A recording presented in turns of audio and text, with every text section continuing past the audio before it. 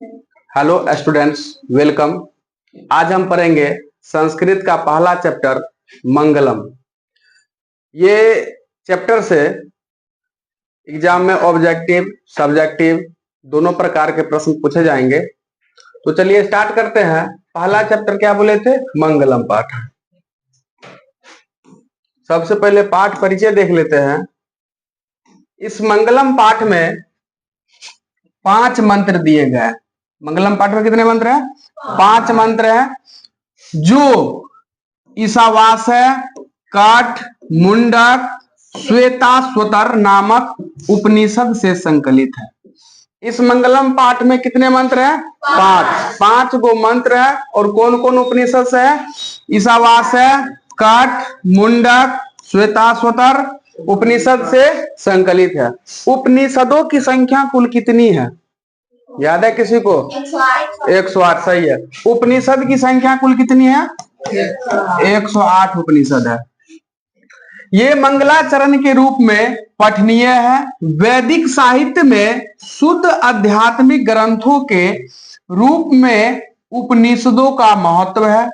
इन्हें पढ़ने से परम सत्य यानी कि मुख्य शक्ति अर्थात ईश्वर के प्रति आदरपूर्ण आस्था या विश्वास उत्पन्न होती है। यानी कि ये जो चैप्टर है मंगलम, इसमें जो मंत्र दिए गए हैं 5 को जो मंत्र है, इन्हें पढ़ने से परम सत्य अर्थात ईश्वर की प्रति आदर पूर्ण आस्था या विश्वास उत्पन्न होती है। सत्य के खोज की ओर मन का झुकाव होता है। इस चैप्टर में पढ़ेंगे, मंत्र पढ़ेंगे, उस मंत्र जो लिखा हुआ है उससे जो है सत्य के खोज की ओर मन का झुकाव होगा तथा आध्यात्मिक खोज की उत्सुकता होती है। उपनिषद ग्रंथ विभिन्न वेदों से संबंध है। अब जैसे वेद है तो वेद कितने हैं? 4। वेद कितने हो गए? 4। अच्छा, वेदांग कितने हैं? वेदांग 6। ठीक है। ये भी पूछता है वेद वेदांग।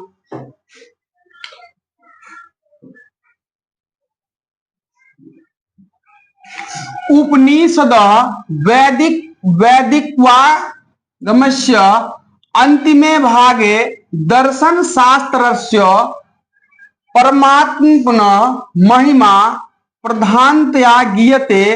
तेन परमात्मना जगत व्याप्त मनुशासितम चास्ति स एव सर्वेषां तपसां परम लक्ष्यम। अस्मिन् पाठे परमात्परा उपनिषदाम पद्यात्मका 5 मंत्रा संकलिता सन्ति। यानी कि इसका संस्कृत का अर्थ है उपनिषद वैदिक साहित्य के अंतिम भाग में। ये जो उपनिषद है वैदिक साहित्य के अंतिम भाग में दार्शनिक सिद्धांत को प्रकट करता है। किसको प्रकट करता है? ये दार्शनिक सिद्धांत को प्रकट करता है। सब जगह श्रेष्ठ पुरुष परमात्मा की महिमा का प्रधान रूप से गायन हुआ है। उसी परमात्मा से सारा संसार परिपूर्ण और अनुशासित है। ये सारा संसार जो है परमात्मा से ही परिपूर्ण है और अनुशासित है। सबों की तपस्या का लक्ष्य उसी को प्राप्त करना है। जितना आदमी तपस्या करता है, पूजा पाठ करता है, सभी का लक्ष्य क्या है?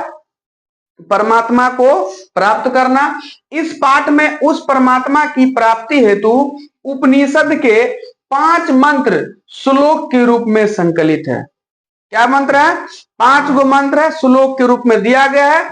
पहला है हिरण्मयेन पात्रेण सतस्या पीतम मुखम तत्वम पुषन्न पावरेणु सत्य धर्माय दृष्ट है। क्या चीज है? हिरण्मयेन पात्रेण सतस्या पीतम मुखम तत्वम पुषन्न पावरेणु सत्य धर्माय दृष्ट है। अब जो है ये श्लोक का अर्थ है। एग्जाम में एक श्लोक देता है, श्लोक का अर्थ लिखने के लिए और व्याख्या करने के लिए। तो हो सकता है बहुत सारा श्लोक है, कोई भी श्लोक मिल जाए। तो ये श्लोक क्या चीज है? हिरण्मयेन पात्रेण। ये इसका अर्थ है हे प्रभु, सत्य का मुख सोने जैसे आवरण से ढका हुआ। हे प्रभु, सत्य का मुख किससे ढका हुआ है? सोने जैसे आवरण से। अगर जो है संस्कृत में पूछेगा तो हिरणमयन यानी कि हिरणमय पात्र से। सत्य धर्म की प्राप्ति के लिए उस आवरण को हटा दे। आसान है।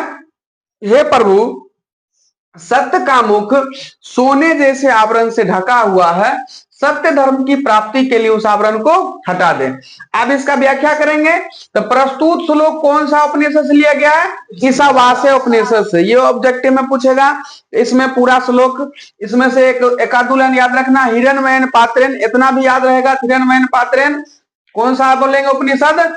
ईशावास्य। इसके लिए हम ट्रिक बताए थे। जब तुम घास काटने जाएगी, तुमको हिरन मिल गया, हिरन मिल गया तो हिरन के पास सिंह होता है, चीर फाड़ कर देगा।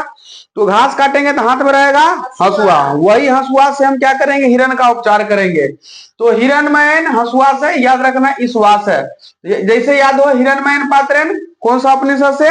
ईश्वास से। तो इसका व्याख्या क्या करेंगे? व्याख्या करेंगे प्रस्तुत श्लोक ईशावास्य उपनिषद से संकलित तथा मंगलम पाठ से उद्धृत है। इसमें सत्य के विषय में कहा गया है कि संसारिक मोह माया के कारण विद्वान भी उस सत्य की प्राप्ति नहीं कर पाते हैं, क्योंकि सांसारिक चकाचौंध में वह सत्य इस प्रकार ढक जाता है कि मनुष्य जीवन भर अनावश्यक भटकता रहता है। इसलिए ईश्वर से प्रार्थना की गई है कि हे प्रभु, उस माया से मन को हटा दो ताकि परमपिता परमेश्वर को प्राप्त कर सके। इस संसार में आदमी जो है विभिन्न प्रकार के माया मोह से तुमरा ढका हुआ है, पूरा माया मोह के जाल में फंसा हुआ है। वही ईश्वर से प्रार्थना कर रहा है, हे प्रभु, हमें इस सांसारिक मोह माया से क्या करो, ये इसका मोह हटा दो, और जो है ताकि जो है हम परम पिता परमेश्वर को प्राप्त कर सके। चलो नेक्स्ट श्लोक है,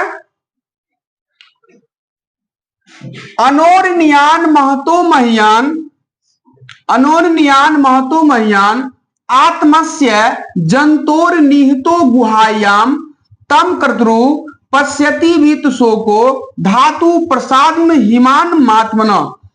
इसका अर्थ है मनुष्य के हृदय रूपी गुफा में अणु से भी छोटा और महान से महान आत्मा विद्यमान है। यानी कि मनुष्य के हृदय रूपी गुफा में क्या चीज? अणु से भी छोटा और महान से महान आत्मा विद्यमान है। विद्वान शोक रहित होकर उस श्रेष्ठ परमात्मा को देखता।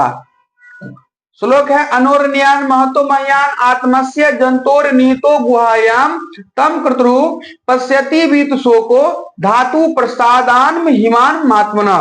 तो इसका अगर अर्थ पूछेगा तो अर्थ क्या बोलेंगे?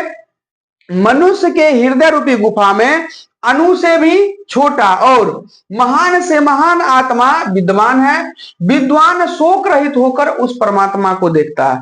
अब जो है ये अनोरनियान महतो महियान कौन सा उपनिषद से लिया गया है? कठ। कौन सा उपनिषद लिया गया? तो कठ। अब इसका व्याख्या करेंगे, क्या बोलेंगे? प्रस्तुत श्लोक कठ उपनिषद से संकलित तथा मंगलम पाठ से उद्धृत है। ये लाइन जो है, इतना लाइन जो है, सारा का सारा जितना भी है श्लोक है, सब में मतलब चिपकाएंगे। कौन क्या चीज? चैप्टर का नाम चिपका देंगे, उसके बाद जो उपनिषद से लिया गया है वो उपनिषद का नाम उसमें लिख देंगे।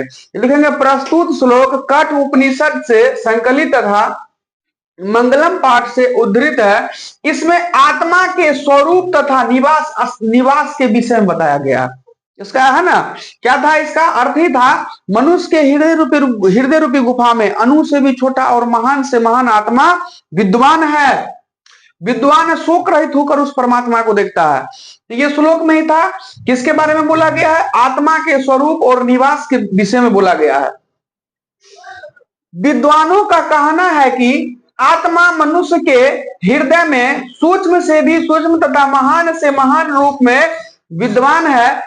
जब जीव सांसारिक मोह माया का त्याग कर हृदय में स्थित आत्मा से साक्षात्कार करता है, तब उसकी आत्मा महान परमात्मा में मिल जाती है और जीव सारे सांसारिक बंधनों से मुक्त हो जाता है। इसलिए भक्त प्रार्थना करता है कि हे प्रभु, हमें उस अलौकिक यानी कि पवित्र प्रकाश से आलोकित करो कि हम शोक रहित होकर अपने आप को उस महान परमात्मा में एकाकार कर सके। तुमको व्याख्या देगा तो उसके बारे में कम से कम जो है, अगर नहीं हो रहा है फिर भी उसमें बातें बना करके, सेंटेंस बना करके 4 लाइन 5 लाइन में लिखना पड़ेगा। दोस्तों हो गया। हिरण्मय पात्रेण कौन सा उपनिषद से लिया गया था? ईश्वास है। और अनोरणीयान महत्वमयान कौन सा उपनिषद से लिया गया? कठ। अब नेक्स्ट है सत्यमेव जयते। सत्यमेव जयते न निरतम सत्येन पंथा विततो देवयानः ये न क्रमंत ऋष्यो हयात कामा यत्र तत् सतस्य परम निधानम। यानी कि सत्य में जयते, यानी कि सत्य की ही जीत होती है, नानिर्तम यानी कि झूठ की नहीं। सत्य में जयते नानिर्तम, सत्य की ही जीत होती है, झूठ की नहीं। सत्येन पंथा विततो देवयानः, असत्य से ही देवलोक का रास्ता प्राप्त होता है, सत्य से ही देवलोक का रास्ता प्राप्त होता है। ये ना क्रमंत ऋषियो हयात कामा, ऋषि लोग देवलोक को प्राप्त करने के लिए उस सत्य को प्राप्त करते हैं जहां सत्य का भंडार है। क्या है अर्थ? फिर से ध्यान दो। सत्य की ही जीत होती है, झूठ की नहीं। उठाओ उसको। सत्य से ही होती है, सत्य से ही देवलोक का रास्ता प्राप्त होता है। ऋषि लोग देवलोक को प्राप्त करने के लिए उस सत्य को प्राप्त करते हैं जहां सत्य का क्या चीज है? भंडार है। तो अब सत्य में जयते कौन सा उपनिषद से लिया गया है? उपनिषद का नाम बोलो। मुंडक। सत्य में जयते कौन सा उपनिषद से लिया गया है? मुंडक। अब इसका व्याख्या करेंगे। प्रस्तुत श्लोक मुंडक उपनिषद से संकलित तथा मंगलम पाठ से उद्धृत है। इसमें सत्य के महत्व पर प्रकाश डाला गया है। ऋषियों का संदेश है कि संसार में सत्य की ही जीत होती है। यानी कि ऋषि मुनि का क्या संदेश है? संसार में सत्य की ही जीत होती है, असत्य यानी कि झूठ की नहीं। तात्पर्य यह कि ईश्वर की प्राप्ति सत्य की आराधना से होता है। ईश्वर की प्राप्ति कैसे होगा? सत्य की आराधना से। देखना जब घरों में कोई पूजा पाठ होगा तो उसमें बिल्कुल जो है सावधानी बिल्कुल बरता जाएगा। जो भी जूठा बर्तन है लग रहेगा, बिना नहाए नहीं जाएगा बनाने के लिए। छठ पबनी लगती है, कितना जो है बहुत ज्यादा चीज उसमें देखा जाता है।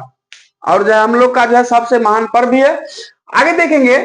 सांसारिक विषय वासनाओं में डूबे रहने से होती है क्या चीज? बोल रहा है यह कि ईश्वर की प्राप्ति क्या चीज होगा? सत्य की आराधना से होगा, न कि सांसारिक विषय वासना में डूबने से तुम्हारा होगा। तथा ईश्वर क्या है? सत्य है। ईश्वर क्या है? सत्य है। अतः जीव जब तक उस सत्य मार्ग का अनुसरण नहीं करता है तब तक वह सांसारिक मोह माया में जकड़ा रहता है। जीव जो है सांसारिक मोह माया में जकड़ा रहता है। भाई बहन, मम्मी पापा, कन्या दूल्हा, दिस दैट। इसलिए उस सत्य की प्राप्ति के लिए जीव को सांसारिक मोह माया से दूर रहने वाला भाव से कर्म करना चाहिए, क्योंकि सिर्फ ईश्वर ही सत्य है, इसके अतिरिक्त सब कुछ असत्य है। तो 3 को श्लोक देखे। हिरण्मय पात्रेण कौन सा उपनिषद? ईशावास है। अनोरणीयान महत्वमयान कौन सा उपनिषद? काठ। सत्यमेव जयते कौन सा उपनिषद था? मुंडक उपनिषद था। अब जो है नेक्स्ट श्लोक है। यथा नद्य स्यन्दमाना समुद्रे अस्तम गच्छन्ति नाम रूपे विहाय तथा विद्वान नाम रूपाद विमुक्त प्रात परम पुरुष मैति दिव्यम। यानी कि जिस प्रकार नदियां श्लोक का अर्थ हो गया, जिस प्रकार नदियां बहती हुई अपने नाम और रूप को त्याग कर समुद्र में मिल जाती है। जिस प्रकार नदियां जो है यानी कि अपने नाम और रूप को त्याग कर किस में मिल जाती है? समुद्र में। गंगा, यमुना, सरस्वती, ब्रह्मपुत्र, जो भी नदी है सब जाकर के नदी का पानी समुद्र में मिल गया। अब उसका एक को नाम समुद्र है। अब उसमें से तुम ये नहीं बता सकती है कौन गंगा का पानी है, कौन यमुना का पानी है। तो यानी कि बोल रहा है जिस प्रकार नदियां अपने नाम और रूप को छोड़कर समुद्र में मिल जाती है, उसी प्रकार विद्वान अपने नाम और रूप को त्याग कर परमपिता परमेश्वर की प्राप्ति करते हैं। उसी प्रकार जो है विद्वान अपने नाम और रूप को त्याग कर किसमें, परमपिता परमेश्वर को प्राप्त करते हैं। अब ये जो श्लोक है कौन सा उपनिषद से लिया गया है, मुंडक। ये जो श्लोक है कौन सा उपनिषद से लिया गया है, तो मुंडक। पूछा जाएगा यथा यथा नद्य सेंध माना समुद्र डॉट डॉट करके लिख देगा, पूछेगा यह कौन सा उपनिषद से लिया गया था, क्या बोलेंगे, मुंडक। आप इसका व्याख्या करेंगे, प्रस्तुत श्लोक मुंडक उपनिषद से संकलित तथा मंगलम पाठ से उद्धृत है। इसमें जीव और आत्मा के बीच संबंध का विवेचन किया गया है। ऋषियों का कहना है कि जिस प्रकार बहती हुई नदियां समुद्र में मिल जाती है, उसी प्रकार विद्वान ईश्वर के अलौकिक यानी कि पवित्र प्रकाश में मिलकर जीव योनि से मुक्त हो जाता है। जीव तभी तक माया जाल में लिपटा रहता है जब तक उसे आत्मज्ञान नहीं है। जब तक वो माया जाल में लपटा रहेगा जीव, जब तक उसको आत्मज्ञान नहीं है। आत्मज्ञान होते ही जीव क्या होता है, मुक्त हो जाता है। चलो अगला श्लोक देख लो, क्या को बोले थे इसमें, 5 गो मंत्र था ना। अब नेक्स्ट है वेदाहमेतम पुरुषम महानतम। वेदाहमेतम पुरुषम महानतम आदित्य वर्णम तमस प्रस्तात् तमेव विदित्वाति मृत्युमेति नान्या पंथा विद्यते विद्यते न्याय। यानी कि इसका अर्थ देखेंगे, मुझे ही महान पुरुष यानी कि परमात्मा जानो।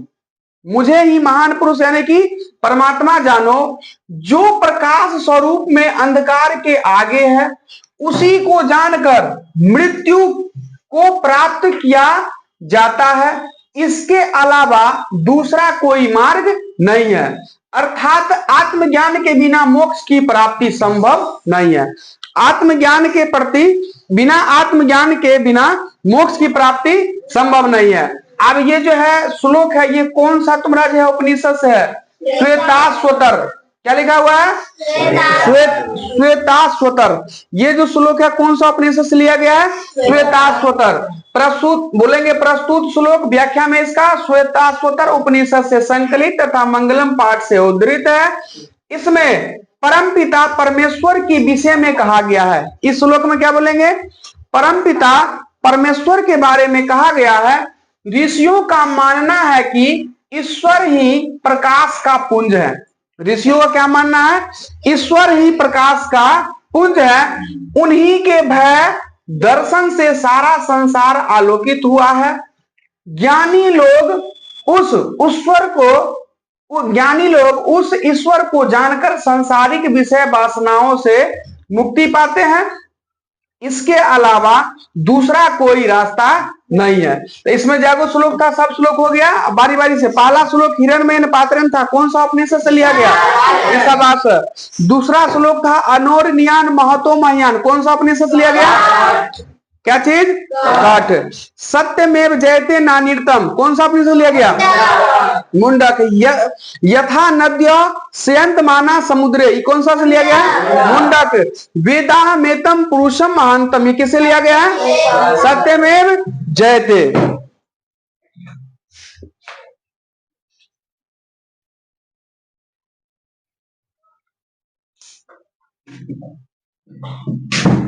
अब जो है मंगलम पाठ से देखेंगे जो जो ऑब्जेक्टिव एग्जाम में आया है या जो आने वाला है। तो ध्यान दो, पहला है वेदाहमेतम पुरुषम महानम डैट डॉट डॉट विद्यते। बोल रहा है मंत्र किस उपनिषद से लिया गया है, बोलो। वेदाहमेतम कौन सा उपनिषद से लिया गया था, श्वेताश्वरो, है ना। तो इसका ऑप्शन नंबर क्या आ जाएगा, बी। अगला है मंगलम पाठ जो है कहां से संकलित है, उपनिषद से। अनोरनियान महतो डॉट डॉट बोल दिया है। ये जो है मंत्र कौन सा उपनिषद से लिया गया है, कठोपनिषद से है। नदियां नाम और रूप को छोड़कर किसमें मिलती है, समुद्र में। महान से भी महान क्या है, आत्मा।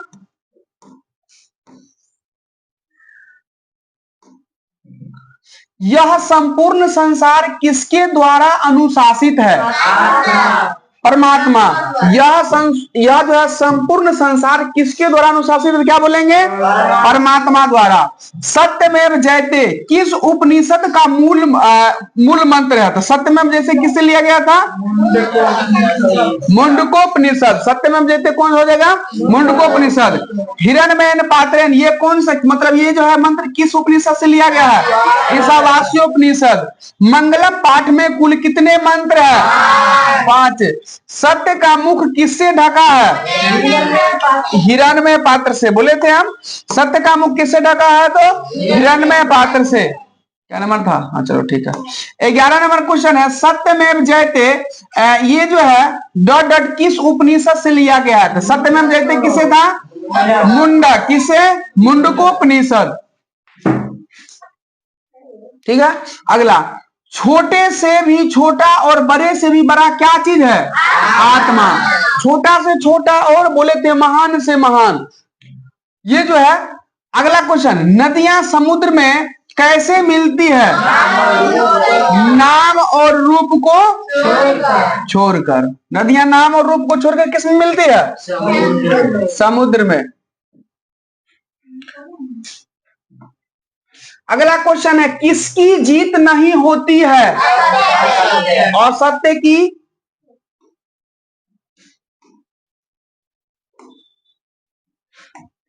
नेक्स्ट है अनोर नियान डॉट डॉट बोल रहा है महियान। पद्यांश रिक्त स्थान में क्या हो गया? तो क्या होगा? अनोर नियान महतो महियान। क्या गया यहाँ पर? महतो। स्वर्ण में पात्र से किसका मुंह ढका हुआ है? सत्य का। यथा नद्य स्यंदमाना डॉट डॉट डॉट, यह जो है पद्यांश किस उपनिषद से लिया गया था? तो क्या बोले थे? मुंडक उपनिषद। हम बोले थे याद रखना, देखो ट्रिक, नद्य यानी कि नदी, और नदी के किनारे में क्या होता है? मुंडन ना। छठ पूजा में नदी किनारे क्या होता है? मुंडन। तो नदी से हम इस तरह याद रख लेंगे मुंडक। आगे अत्येति पद का अर्थ,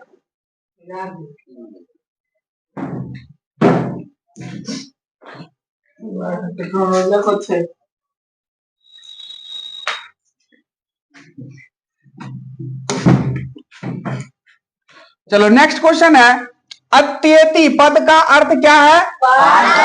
पार कर जाता है। अगला, रीतस्य पद का अर्थ क्या चीज है? सत्य का।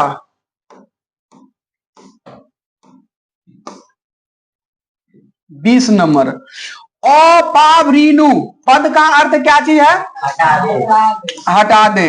ये अपावरीनु ये किस में से आया है? पहला श्लोक हिरण्मय पे जो पात्र था वे उससे आया है। अगला, और 20 नंबर छूट गया, सत्य से किसका मार्ग प्रस्त होता है? देवलोक का। अगला जो है छोटा से छोटा और बड़े से भी बड़ा क्या चीज है? आत्मा। छोटा से छोटा और बड़े से बड़े क्या चीज है? आत्मा। ये ऑब्जेक्टिव। अब इसका जो सब्जेक्टिव देखते हैं।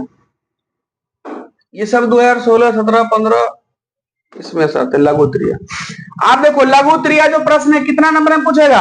2 नंबर।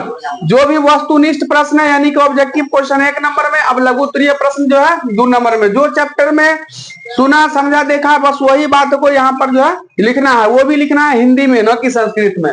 अगला क्वेश्चन है लघु त्रिय प्रश्न पहला, आत्मा के स्वरूप का वर्णन करें। जो तुम्हारा 2021 में पूछा है, 21, 25 में ये 3 नंबर क्वेश्चन पूछा है यारो।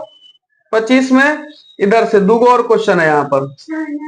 महान लोग संसार रूपी संसार को कैसे पार कर पाते हैं? तो चलो शुरू से देखते हैं। पहला नंबर क्वेश्चन है आत्मा के स्वरूप का वर्णन करें। क्वेश्चन है आत्मा के स्वरूप का वर्णन करें। तो आत्मा के बारे में हम क्या बताए थे?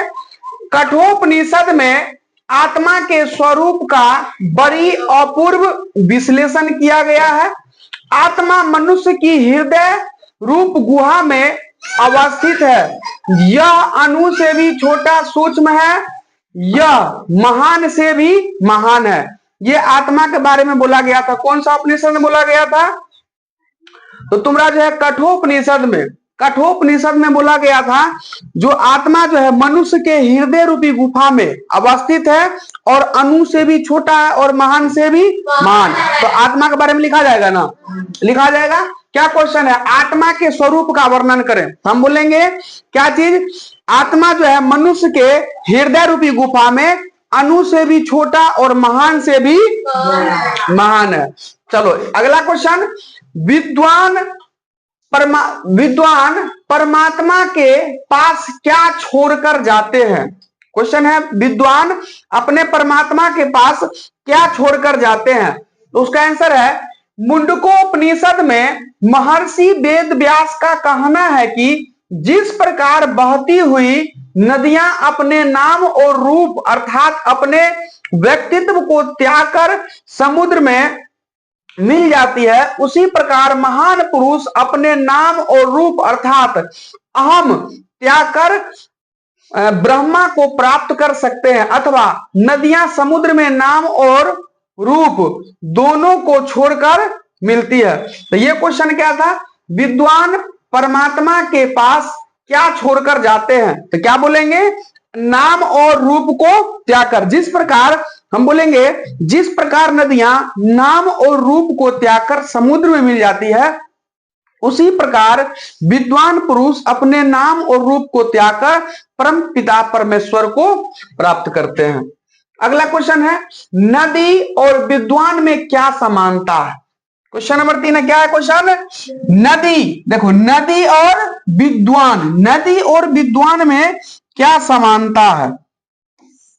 तो नदी और विद्वान में क्या समानता है, जिस तरह नदी अपने वास्तविक नाम को त्याग कर समुद्र में मिल जाती है। क्वेश्चन था नदी और विद्वान में क्या अंतर है। ये समझो, जिस प्रकार नदी जो है अपने नाम और रूप को त्याग कर किसमें मिल जाता है, समुद्र में मिल जाती है, ठीक उसी प्रकार विद्वान व्यक्ति अपने नाम को छोड़कर उस दिव्य श्रेष्ठ पुरुष यानी कि ब्रह्मा को प्राप्त कर लेता है।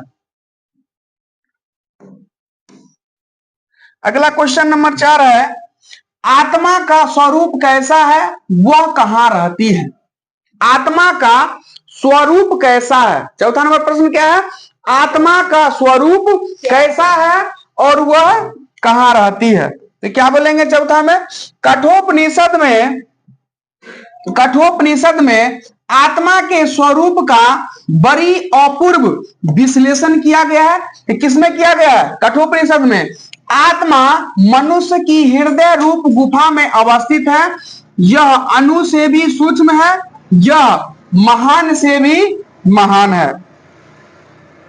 अगला क्वेश्चन नंबर 5 देखो, क्वेश्चन नंबर 5 है, मंगलम पाठ के आधार पर सत्य का स्वरूप बताएं। ये सब प्रश्न पूछेगा, कितना नंबर में पूछेगा, 2 नंबर में। मंगलम पाठ के आधार पर सत्य का स्वरूप बताएं।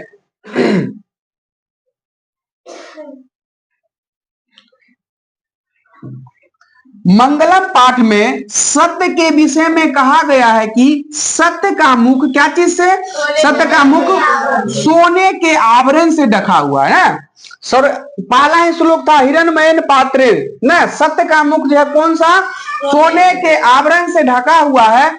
इसलिए ईश्वर से प्रार्थना की गई है कि हे प्रभु, उस माया रूपी स्वर्ण को हटा दीजिए जिससे सत्य का ज्ञान हो सके, अर्थात परमपिता परमेश्वर से साक्षात्कार हो सके। अगला क्वेश्चन नंबर कितना बताएंगे अभी, 6। अभी 5 नंबर बताए थे ना, 6। महान लोग संसार रूपी संसार को कैसे पार करते हैं। क्या क्वेश्चन है, महान लोग संसार रूपी संसार को कैसे पार करते हैं। तो इसका क्वेश्चन आंसर है 6 नंबर, श्वेताश्वतर उपनिषद में ज्ञानी लोग और अज्ञानी लोग में अंतर स्पष्ट करते हुए महर्षि वेद व्यास कहते हैं कि अज्ञानी लोग अंधकार स्वरूप और ज्ञानी प्रकाश स्वरूप है। यानी कि श्वेताश्वतर उपनिषद में कौन बोलते हैं, महर्षि वेद व्यास। कौन बोलते हैं, महर्षि वेद व्यास। अज्ञानी लोग अंधकार स्वरूप रहते हैं, अज्ञानी लोग अंधकार स्वरूप रहते हैं, लेकिन ज्ञानी लोग जो है प्रकाश स्वरूप रहते हैं। महान लोग इसे समझकर मृत्यु को पार कर जाते हैं। महान लोग जो है इसे समझकर मृत्यु पार कर जाते हैं। संसार रूपी सागर को पार करने का इससे बढ़कर अन्य कोई रास्ता नहीं है। क्वेश्चन नंबर 7,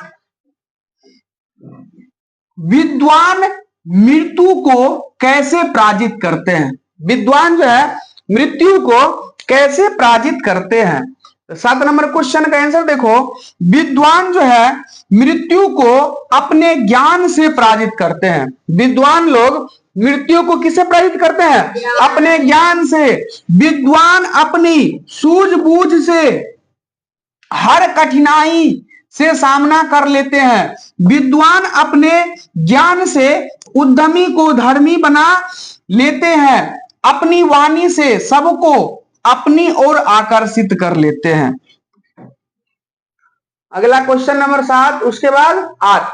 ये क्वेश्चन है, ये क्वेश्चन इंपोर्टेंट रहेगा ये अगला सेशन के लिए। मंगलम पाठ का 5 वाक्यों में वर्णन करें। ये क्वेश्चन नंबर 8, इसको अच्छा से देखना, अगला सेशन के लिए तुमको रहेगा इंपोर्टेंट। क्या क्वेश्चन है? मंगलम पाठ का 5 वाक्यों में वर्णन करें।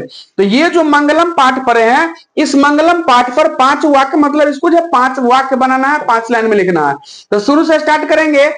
ये जो मंगलम पाठ है, इसमें कितने मंत्र थे? 5। हम बोलेंगे मंगलम पाठ में 5 मंत्र हैं। जो तुम्हारा जो है क्या उपनिषद था? इसमें 4 उपनिषद था। हम बोलेंगे मंगलम पाठ में 5 मंत्र क्रमशः कौन कौन? ईश्वासय, काठ, मुंडक और श्वेताश्वतर उपनिषद से संकलित है।